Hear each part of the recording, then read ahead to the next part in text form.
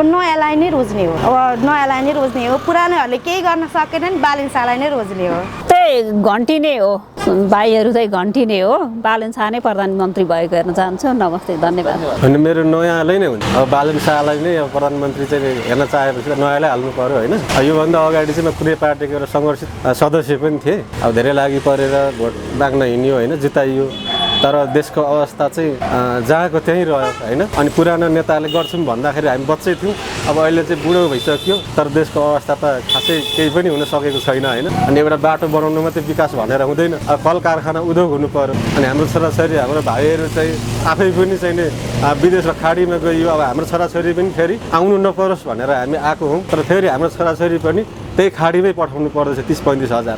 अनि यो कहिलेसम्म यो अवस्था नेपालले झेल्ने? अब आउने भावी पिँढी नेतृत्व तहले, अब आउने प्रधानमन्त्रीले चाहिँ अब देशमा चाहिँ कल कारखाना उद्योग चाहिँ हुनु पर्यो। अब बाटो बनाएर चाहिँ नै विकास भयो भनेर हुँदैन, किनभने त्यो बाटोमा हिँड्ने, त्यो बाटोमा चाहिँ नि अब गाडी हिँड्नको लागि गाडी किन्न सक्नु पर्यो, भाडा तिर्न नसक्ने अवस्था छ। अनि जनता चाहिँ सबै विदेशमा खाडी मुलुकमा, अनि बाटो मात्रै बनायो भनेर हुन्छ? बाटोमा हिँड्ने, बाटो प्रयोग गर्ने मान्छे चाहिएन होइन। धेरै कुराहरू छ, धेरै कुरा गरेर अहिले साध्य पनि हुँदैन होइन।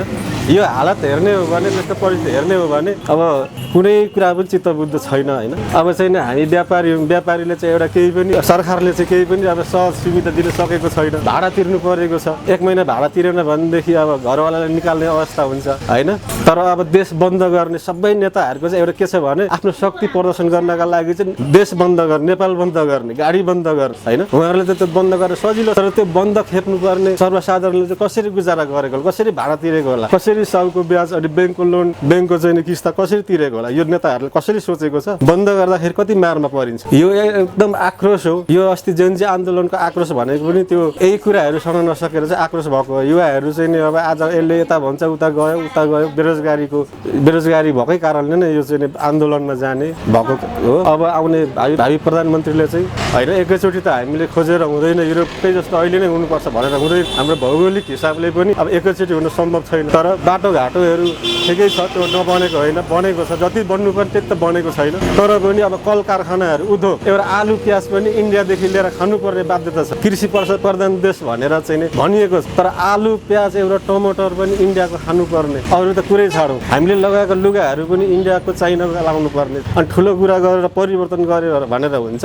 यदि यी सबै कुराहरू साना साना चिजहरू उत्पादन भएको भएदेखि हाम्रो नेपालको पैसा उता इन्डिया, चाइना बाहिर जाँदैन। त्यो भएर अब आउने प्रधानमन्त्रीले चाहिँ धेरै काम गर्नुपर्ने छ, रोजगारीका कुराहरू खुलाउनु पर्ने छ, विदेश जानबाट रोक्नु पर्ने छ। एकैचोटि सबै त रोकिँदैन होइन, तर केही मात्रामा सुरु त गर्नुपर्ने हुन्छ। निर्वाचनमा चाहिँ एकदम अत्याधिक मतले जिताउनु होला नयाँलाई।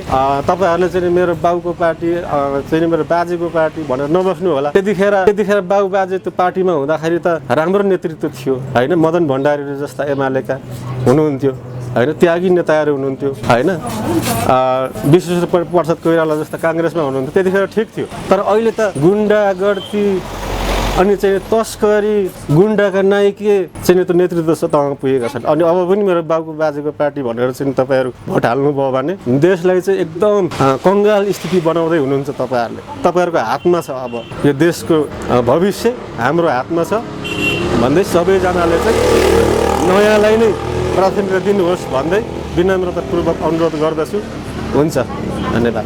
अब दलको कुरा त के हो भने, अरू सबै पार्टीको हेऱ्यो, काङ्ग्रेसको हेऱ्यो, एमालेको हेऱ्यो, अहिलेको नेकपाको पनि हेऱ्यो, रासोपाको सरकार एकचोटि हेर्ने जनताको चाहना छ। मेरो मात्र होइन, सबै जनताको चाहना छ। नेपाली जनताले र रगतमा नेपाली जनतालाई रासोपाको एकचोटि बालन सरकारको नेतृत्वमा सरकार बनेको हेर्ने रहर छ। त्यसमा म पनि अछुतो रहन सक्दिनँ, त्यो हुन्छ नै।